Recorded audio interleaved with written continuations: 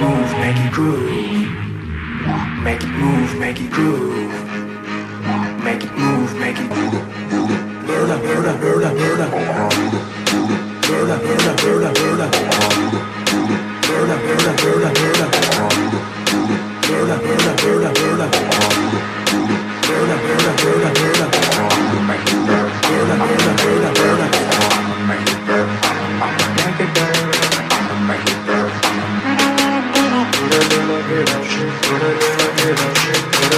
I'm gonna set your place on fire. Let's get higher. I'm gonna set your place on fire. Let's get higher.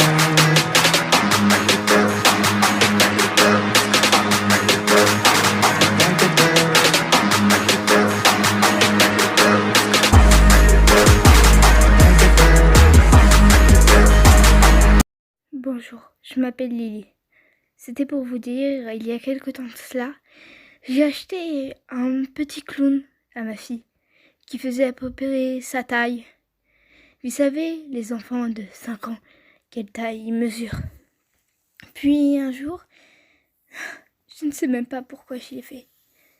Un jour, ma fille m'avait vu sur un vide-grenier une belle poupée, un clown, qui souriait bizarrement. Ses yeux étaient les mêmes yeux d'humain, des yeux petits et très clairs bleus.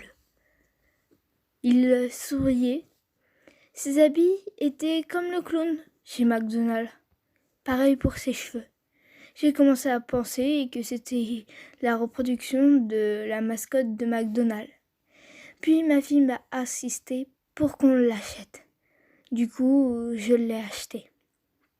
Mais si j'aurais su qu'est-ce qui allait se passer après, je ne l'aurais jamais fait. Quelque temps après, ma fille est tombée gravement malade, sans savoir pourquoi. Le médecin ne savait pas qu'est-ce qu'elle avait. Certains me disaient qu'elle était folle, qu'elle parlait. Et je l'avais aussi constaté. Toute seule, dans sa chambre, elle parlait, comme si qu'il y avait un deuxième individu. Au début, j'avais un peu peur et après, j'ai sûrement me pensé que c'était un fantôme.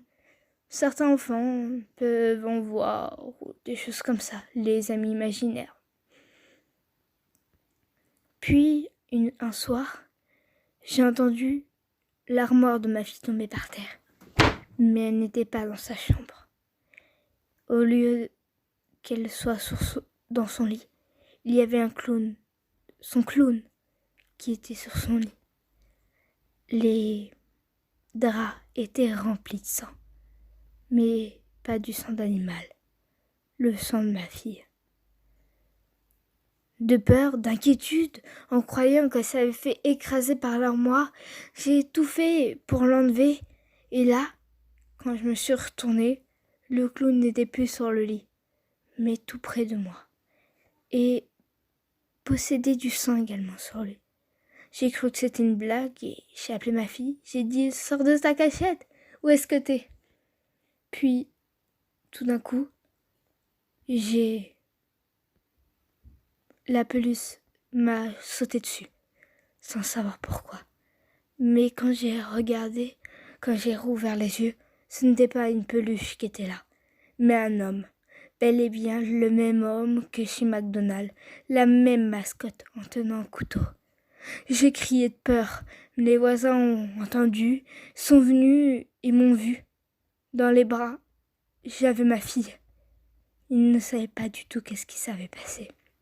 Même moi. Mais elle s'est fait poignarder. Personne ne sait comment. Aucune trace de d'effraction. On ne sait même pas qui a fait ça. Quand j'ai dit à la police que c'était la même mascotte de chez McDonald's, ils ont commencé à rigoler. Puis, de plus en plus, je le voyais. De plus en plus, je redoutais de le revoir. En ce moment même, je suis en train de me faire... En fait, on m'a mis dans un hôpital psychiatrique.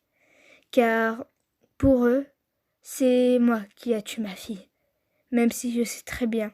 Et j'ai bien vu qui l'a tué. Mais ils veulent pas me croire. Mais des fois, j'ai l'impression qu'ils me observent, qu'ils me regardent. La peluche, ils me l'ont redonnée. Sans savoir pourquoi, ils ont vu que je l'ai entourée avec du sel. Je ne sais pas pourquoi, mais dès que je l'ai vu, j'ai tout de suite voulu l'entourer dedans un rond de sel. On dit que ça évite que les esprits viennent à moi. Aidez-moi, s'il vous plaît. Je sais pas qu'est-ce qui m'arrive. Ma fille me manque tellement.